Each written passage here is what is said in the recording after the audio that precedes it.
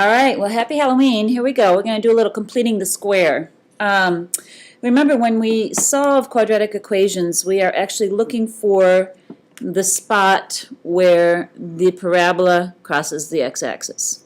So completing the square is just another method of solving. It comes in pretty handy. It's pretty handy, actually. So if you take a minute to pause and do the warm-up, it would be good just to get your mind thinking about it. All right, so do that, please.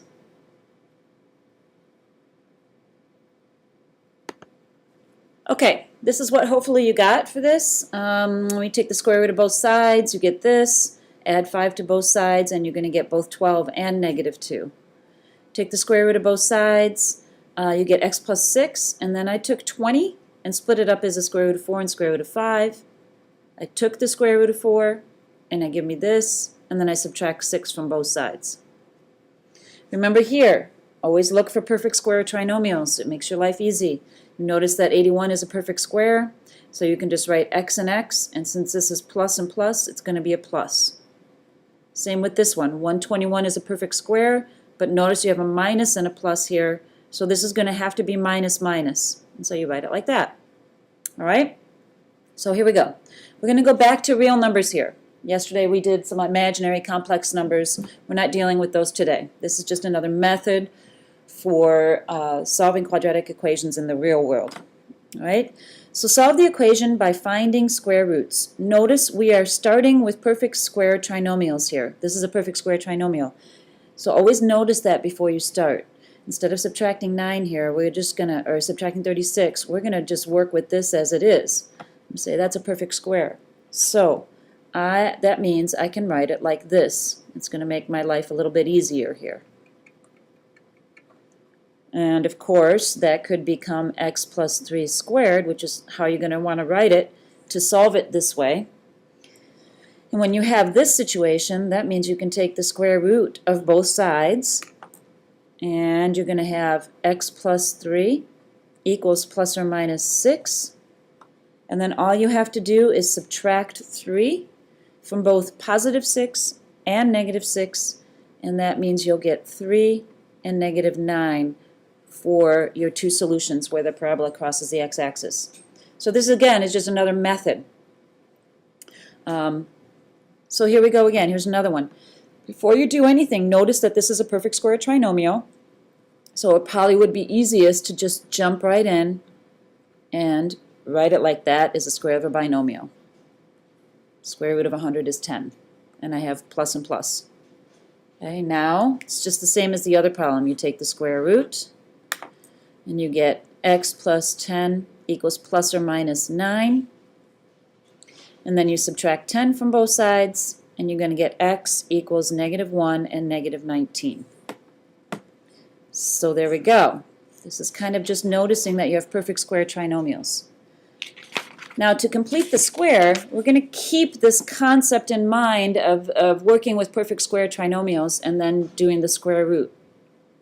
And we're going to kind of take it from there. So find the value of c that makes the expression a perfect square trinomial. We're going to create perfect square trinomials so that we can do this.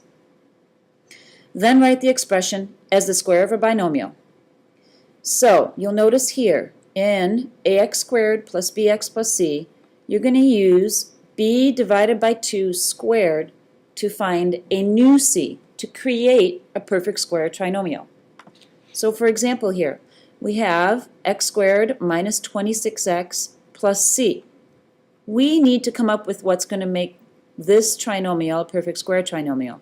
And you do that by using this. So here my b is -26. So if I do this to it, -26 divided by 2 squared, that equals -13 squared, which equals 169. So this is going to be my c, which will make that a perfect square trinomial. So then I just rewrite it like this.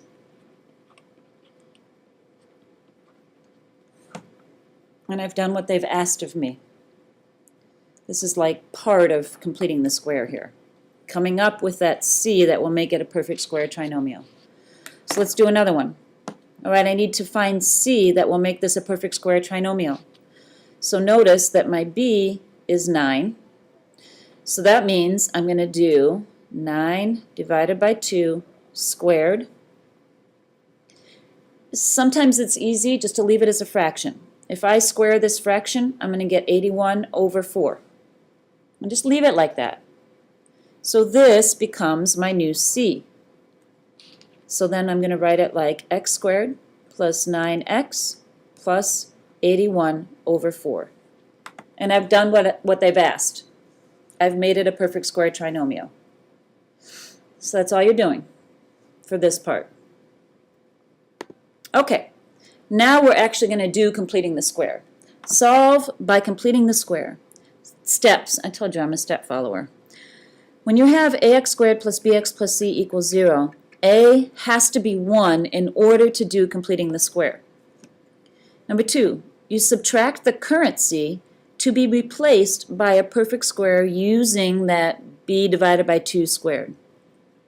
Your new c has to be added to both sides, and then you use the square root method to solve. And I'll go through this with you. All right? So first of all, I notice that a is 1, so I can move on. Then it says subtract the current c. So I'm going to do that. I'm going to bring it to the other side. When I do that, I get this, x squared minus 10x, and then I'm going to leave a space here to put my new c in, equals negative 1. Now what I'm going to do on this side is create a perfect square trinomial. So what I have to do over here is I'm going to do my b is negative 10, so I'm going to do negative 10 divided by 2 squared. And when I do that, I get negative 5 squared, which would be 25. But here's my little trick. I want you to write it like this. I want your new c to be written like this. So I'm going to write plus negative 5 squared in there. And there's a reason for it, so hang in there with me. Now, if you add this amount to this side of the equation, you have to add that same value over here. Over here, I'm just going to write it as plus 25. Now I have a balanced equation. All right, next step. You're going to take this and you're going to write it as a square of a binomial. And the reason I leave this like this is this tells me that my binomials are going to be x minus 5. Boom. Really easy. If you leave it written like this, it tells you what goes here. And that equals 24. Now it's just like on the front. I can finish solving this by taking the square root of both sides. And I get x minus 5 equals plus or minus the square root of 24. And then all I have to do is add 5 to both sides, and I get this. X equals 5 plus or minus the square root of 24. Oh, but I'm not done yet. I can take this further. 4 times 6. So I'm going to split that up. I know there's not a lot of room here. I'm going to split it up as the square root of 4 times the square root of 6. It's hard to see. Sorry about that. And then I'm going to come up here and I'm going to rewrite my solution as x equals 5 plus or minus the square root of 4 is 2 times the square root of 6. And then I'm done. Okay, so let's do another one. We're going to go back up here and do another one. Now if I have to complete the square, which you will on the test, first thing you do is check to make sure this is 1, which it is. Then you subtract the current c, leave a space here, have it equal to negative 8. Then you're going to plug in a new b, which just happens to be exactly the same as this one. So remember, my little trick is to write it like this. But if you're adding 25 to this side, you have to add 25 to this side. Okay? Now this tells me right here how my new binomial is going to look. It's going to be x minus 5 squared. Just a little trick. And then add these together and you get 17. And then it becomes the same as we just did. Take the square root, both sides. x minus 5 equals plus or minus the square root of 17. And then you add 5 to both sides, and you get 5 plus or minus the square root of 17 as your two solutions, because 5 plus would give you one solution, 5 minus would give you another solution. Okay? All right, let's move on. We're going to do a couple more. Now you notice here, this one, a is not 1. So all you do is divide everything by whatever a is. So divide by 3, divide by 3, divide by 3. Okay? And when you do that, you end up with x squared minus 12x plus 50 equals 0. Now you're ready to start completing the square. First step is subtract 50 from both sides. And you get x squared minus 12x, and I'm leaving a space so I can fill in a new c. Now remember, my new c is half of this squared. So if I do negative 12 divided by 2 squared, my new c is actually going to be negative 6 squared. I'm going to leave it written like this just to make it easier. But if I add this value here, I got to add that value here, which happens to be 36, negative 6 squared. Now this tells me how I can write my binomials. It's x minus 6 squared. And this equals 14, negative 14. Oh, we're going to have a complex number here. I lied. All right. Now I got to take the square root. Both sides. Okay? Now this is equal to x minus 6. I'm going to write kind of small here. And then I have to write this as the square root of negative 1 times the square root of 14. Because I have a negative under there. So now let's just make it pretty. I'm going to say, all right, this is x minus 6 equals, the square root of negative 1 is I, plus or minus, and then the square root of 14. And then the last thing you have to do is add 6 to both sides. So x is equal to 6 plus or minus I times the square root of 14. And that's your final answer there. Isn't that fun? All right, let's do one more. Okay, now this isn't quite in the right form here. The first thing I'm going to do is distribute.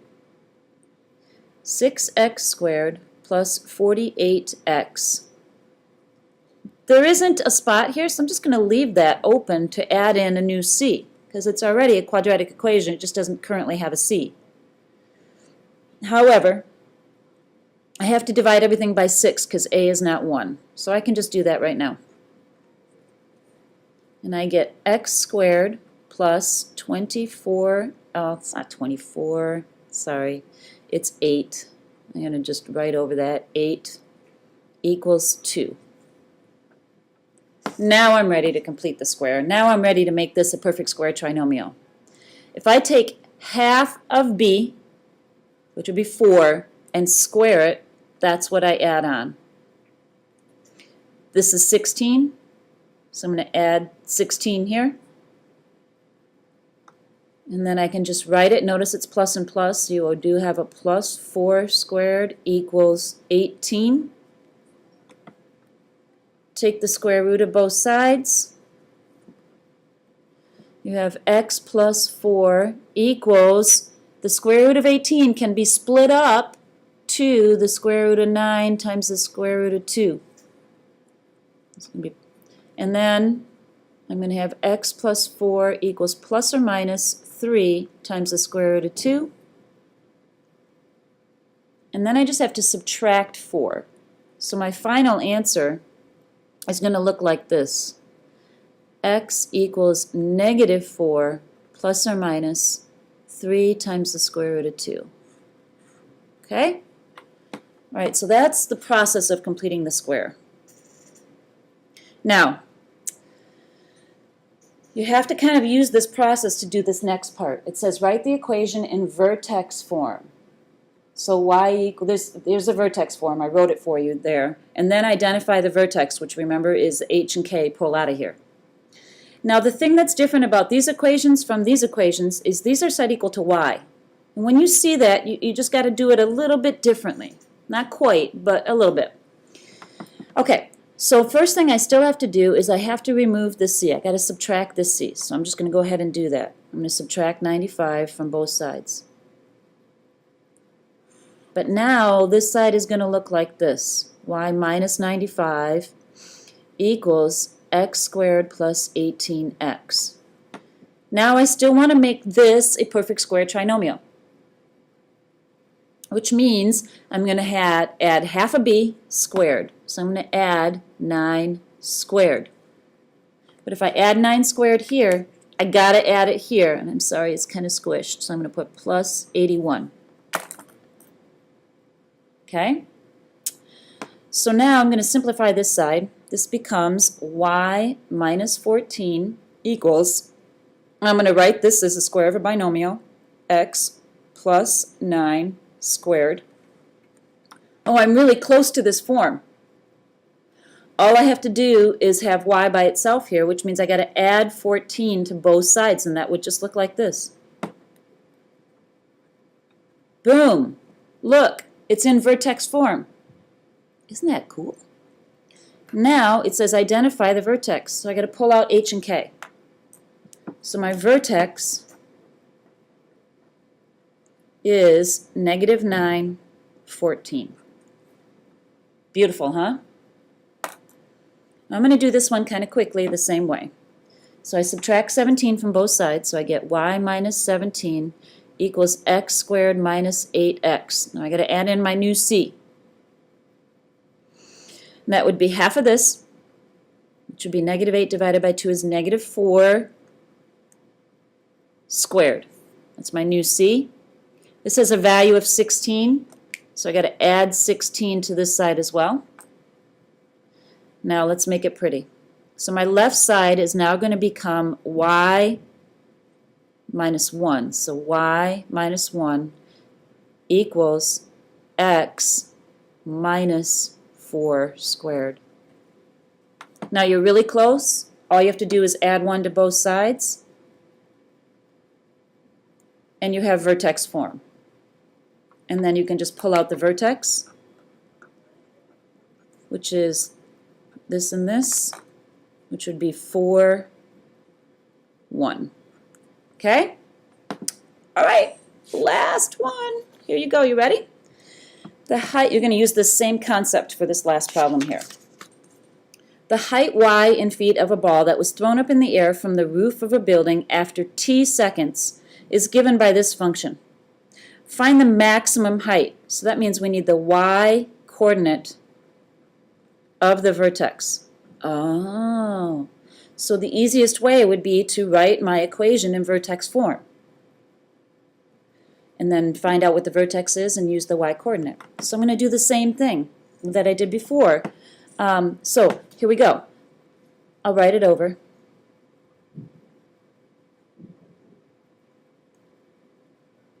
Okay, I'm going to subtract 50 from both sides.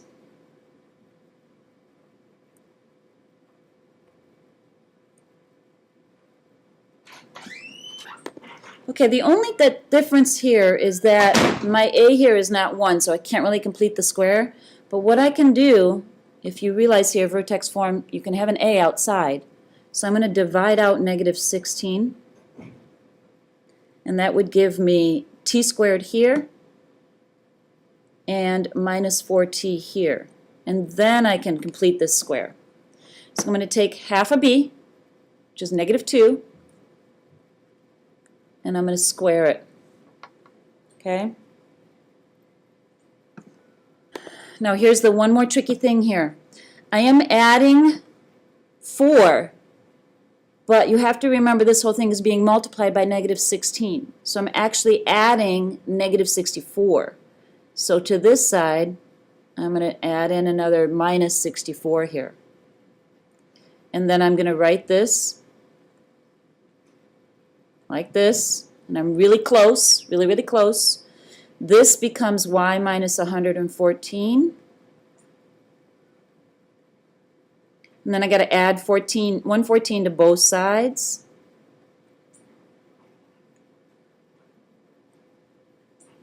and then I'm in vertex form. I have my H and I have my K. Okay, so that means that this is my K, this is my maximum.